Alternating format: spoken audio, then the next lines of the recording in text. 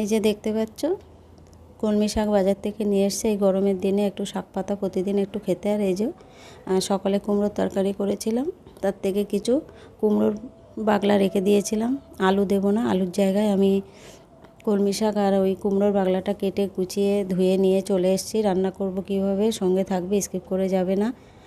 এখানে আমার অল্প একটু স্কিপ হয়ে গেছে। তেল দিয়ে শুকনো লঙ্কার পেঁয়াজ ফোড়ন দিয়ে শাকটা তুলে দিয়ে পরিমাণ মতো লবণ আর হলুদ দিয়ে অল্প একটু জলের ছিটে দিয়ে ঢাকা দিয়ে বেশ কিছু সময় রান্না করে নিয়েছি। সিদ্ধটা কিন্তু হয়ে গেছে। এবার একটু নাড়িয়ে চাড়িয়ে ভেজে নেব। আর শাকটা কিন্তু ঢাকা দিয়ে রান্না করলে কালারটা একটু চেঞ্জ হয়ে যায়। যদি খুলে রান্না করা হয় ঢাকনাটা না দিয়ে, তাহলে কিন্তু শাকের কালারটা বেশ দারুণ থাকে। কিন্তু আমি দেখতে পাই ওইটা শাকটা কিন্তু সেইভাবে ভালো সিদ্ধ হয় না।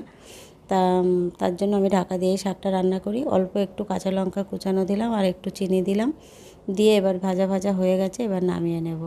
কলমি শাক ভাজা কুমড়োর বাগলা দিয়ে করলাম। কেমন হয়েছে বন্ধুরা কমেন্টে জানাবে। ভালো লাগলে লাইক কমেন্ট শেয়ার করে দেবে।